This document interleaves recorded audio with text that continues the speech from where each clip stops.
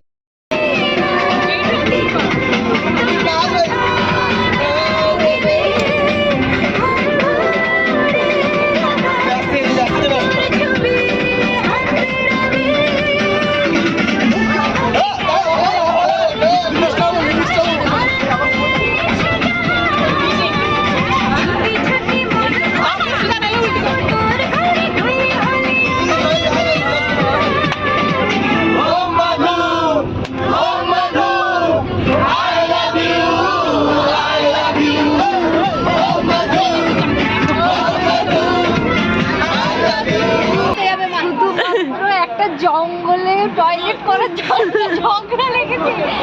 Toilet কোথায় করবে? তুমি টয়লেট করে এলে? কিছু করে এসেছি। বড়া বসিছে লাচি লাচি সৌনকে নাচার সময় তো এত পার্সেল ছিল না। না তুই নেছিস?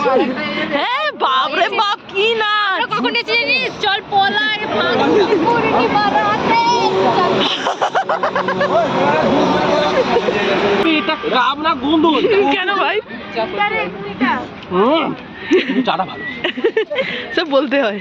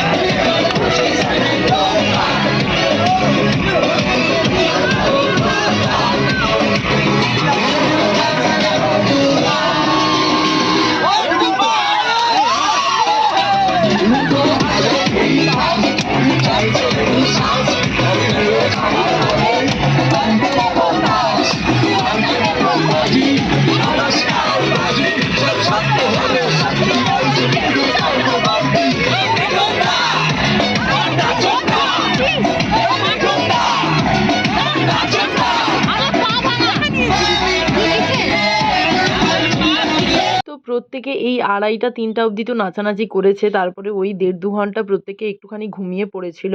আর তারপরে আমরা 5:30 নাগাদ পৌঁছে যাই বর্ধমান। ওখানে প্রত্যেকে একটুখানি ফ্রেশ হয়, কারণ ওখান থেকে আমাদের শান্তিনিকেতন যেতে আরও সময় লাগতো 3 থেকে 3.5 ঘন্টা। তো তারপরে আমরা পৌঁছেও যাই আমাদের লজে। তো আমরা ছিলাম মা সারদা লজে, আর 2-3টে রুম জুড়ে আমরা সবাই মিলে ছিলাম ওই 2-3 ঘন্টা, যেহেতু আমাদের রুম দিচ্ছিল না যতক্ষণ না 11:30 প্রায় 12টা বাজছে। তো যাই হোক, তার আগে যেহেতু আমরা পৌঁছে গেছি তাই আর কি করব, সবাই মিলেই জাঁকাকুড়ো করে একসঙ্গে 2-3টে রুম জুড়ে ছিলাম। তো তোমরা তো দেখেইছিলে যে আমরা হোটেলে চলে এসেছি, বাট তারপরে আর ব্লগ কন্টিনিউ আমি করিনি, যেহেতু শরীরটা ভীষণ খারাপ হয়ে গেছিলো, এই জন্য সবাই ঘুমিয়ে পড়েছিলাম। তো যাই হোক, এখন আমাদের লাঞ্চ কমপ্লিট। এবার আমাদের নিয়ে যাচ্ছে ফিল্ডের জন্য কোনো একটা জায়গায়। তো চলো পুরো ব্লগটা দেখতে থাকো। আমাকে দেখে একটুখানি অবাক হবে সবাই, কারণ এইটা নিয়ে 2বার ড্রেস চেঞ্জ করলাম। সবাই তাকিয়ে আছে আমাদের। ও হ্যাঁ, ভালো জিনিস। আর একটা ভমিটিং পেশেন্টকে দেখাচ্ছি দার্জিলিংয়ে, যারা প্রথম থেকে ব্লগ দেখেছে তারা চিনতে পারবে।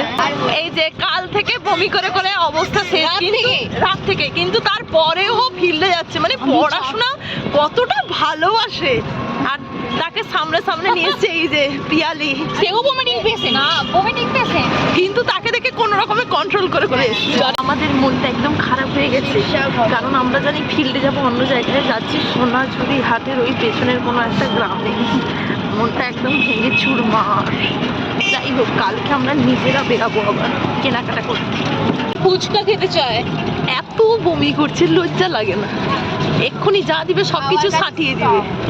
বলি হ্যাঁ, খাওয়ার কাছে সব, ওই ঢালার কাছেও সব, ঢালার কাছেও সব, সব বেরিয়ে যাবে, তোর তো কিছু রাখতে হবে না বেরোনোর জন্য। সবাই ছবি তুলছে আর আমরা ফিল্ডে এসছি ম্যাম। নাহলে আমরা আজকে এই সাইডে পরে নিস। সবাই ফটো তুলছে আর আমরা ম্যাম এখানে এসেছি এই ফিল্ড করতে। বিজিতকে আজকে ভেবে দেখুন ম্যাম কতটা কষ্ট লাগছে আমাদের। সবাই ফিল্ড করছে আর আমরা এখানে করছি। আরে সরি, সবাই ফটো তুলছে আর আমরা এখানে ফিল্ড করছি।